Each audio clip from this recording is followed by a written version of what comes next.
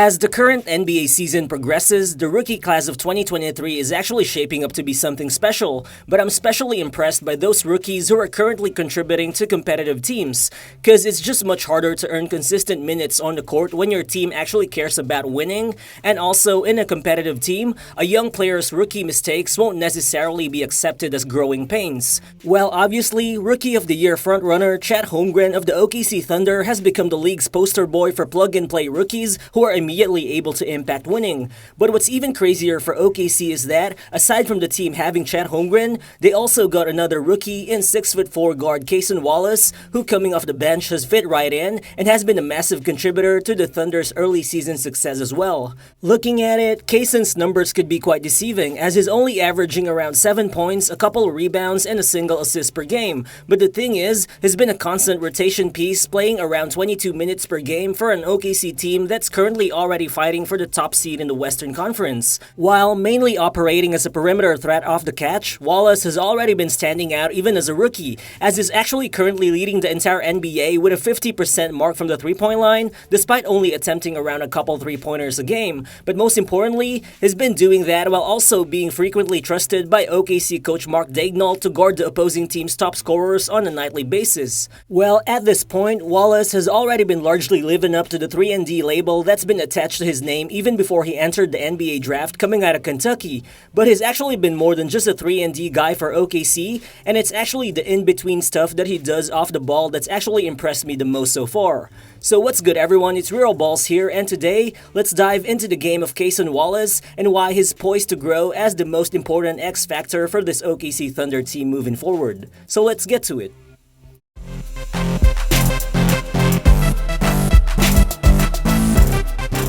It's worth noting that Cason Wallace's current 10.6 usage rate is one of the lowest in the entire NBA among all rotation players, but that doesn't mean he's not impacting OKC's offense, cause with the Thunder's core of SGA, J-Dub, Josh Giddey, and now Chet Holmgren taking up most possessions, they obviously have to be complemented by two-way play finishers who can function off the ball, and Cason Wallace has fit that profile for the Thunder right from day one.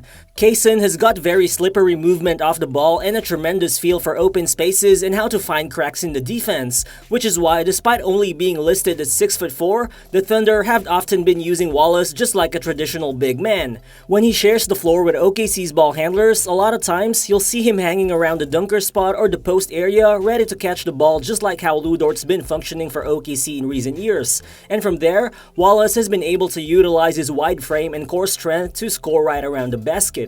Just like here, the offense starts with Josh Giddey, but then each and every one of OKC's ball handlers gets to touch the ball, which leads to J-Dub attacking off the side pick and roll with Chet. But as this happens, you can see Wallace around the dunker spot anticipating what happens next, and as J-Dub gets to the baseline, Cason immediately cuts to the basket to get himself open for the easy bucket. Then in this play, with Chet trying to create something off the drive, you can see Cason being fronted by Klay Thompson around the baseline, but as Klay is forced to send help against Chet, Cason is now an open passing outlet for Chet as he easily finishes with the reverse shot. Then in this next play, you can see Giddey with the ball who's watching Wallace roam around the baseline. Giddey makes the entry pass, and just watch how Wallace fakes out a much bigger DeAndre Ayton as he somehow is able to drive and shoot that semi-hook even against the big man's defense. Also, with the Thunder's positionless system, it's not uncommon for the team to run a lot of guard-to-guard screens, but unlike some guard-sized shooters who are limited to popping out to the three-point line after setting a screen, Wallace is actually very comfortable rolling to the rim and acting as a play finisher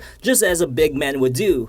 In this play, you can see Wallace acting as a screener for Shai, and in the slight second that the defense hedges, he already rolls to the paint ready to catch the bullet pass from Shai.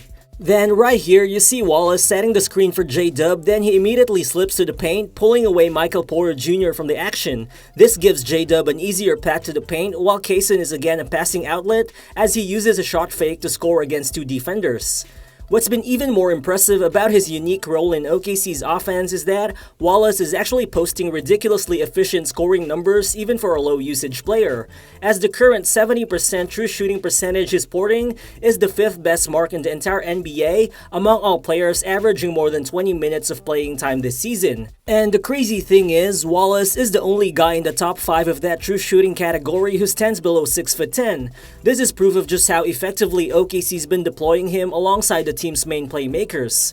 But still, the majority of Wallace's shots have come from behind the arc, and again, Cason's been leading the entire NBA in three-point percentage so far, and has been 1/4 of OKC's plus 40% three-point shooting bench mob, together with Isaiah Joe, Aaron Wiggins, and Kenrich Williams. But aside from him simply getting a lot of wide-open looks out of Shai Gilgeous-Alexander scoring gravity in the paint, I also love that the threat of Wallace himself standing around the perimeter also leads to extra bodies being pulled away from the paint, which gives guys like Shai more open driving lanes. Just like here, as Shai snake dribbles his way into the pick and roll, Wallace is standing right at the corner while being watched by Doug McDermott. Then as Shai gets deep into the double team, just watch Wallace making a subtle jab to the corner, which forces McDermott to pay attention to him. Now with one less defender to worry about, the right side of the lane opens for Shai as he finishes the scoop shot. Then here, you can see Cason setting the pin down screen to help Shai get the ball. Then soon after, he runs to the corner, constantly relocating and trying to find the cracks in the defense. And as Shai drives, Cason's presence forces Donovan Mitchell to stay within distance, enabling Shai to make easy work one-on-one against Caris LeVert. Well, obviously, Cason gets most of his buckets from assists by teammates, and anytime soon, I think there really won't be huge expectations for him to play a prominent shot-creating role for the Thunder. But on the rare instances that he's had the chance to create his own shots, Wallace has actually displayed some potential as a shot maker, using his smooth handle, his solid bag, and his craft as a finisher, whether it be at the basket or around the mid-range area. Here, watch how Cason makes his move against Chris Paul in isolation. Right here, he smartly fakes the handoff to Isaiah Joe, which causes CP3 to get confused. Then Cason takes advantage by driving and then contorting his body to finish against Draymond Green at the basket. Then in this play, after receiving the rack from Chet, Cason immediately makes his move against the slower defender, showing off his bag before finishing with a step-back jumper from the mid-range. Then here, Cason plays like a traditional pick-and-roll ball handler using the screen from Chet. Just watch him blitz past the drop coverage before taking off the wrong foot to evade Chicago's last line of defense as he drains the scoop shot. Well, sure, how he'll progress as an on-ball shot creator will most likely determine his ceiling as a player, but so far, it seems like Cason is exactly right where he needs to be in terms of his offensive trajectory.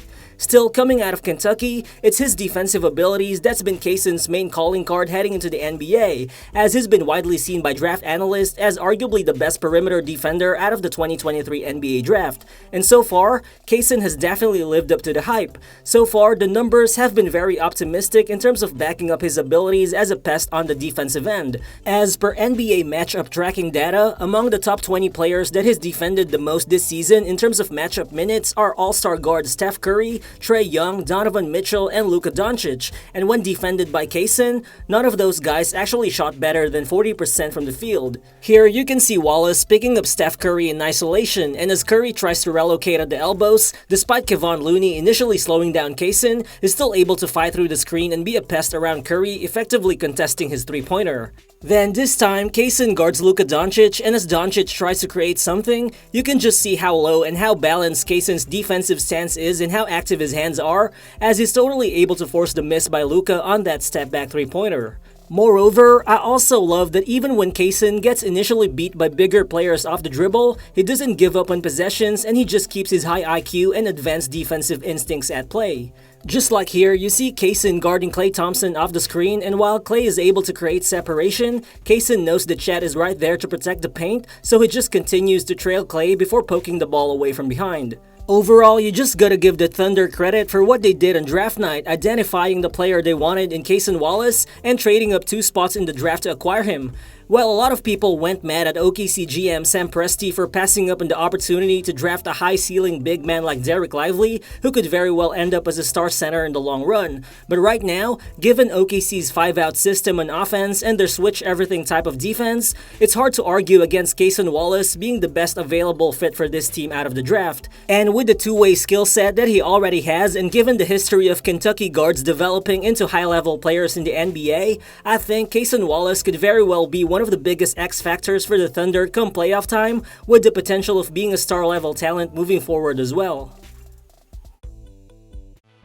So thank you guys if you've actually made it this far into the video, but what do you think is a realistic ceiling for Cason Wallace? Feel free to drop your thoughts in the comment section below, and again, if you're new to the channel, please consider subscribing as well. Again, this is Real Balls, and I'll see you on the next one. Peace.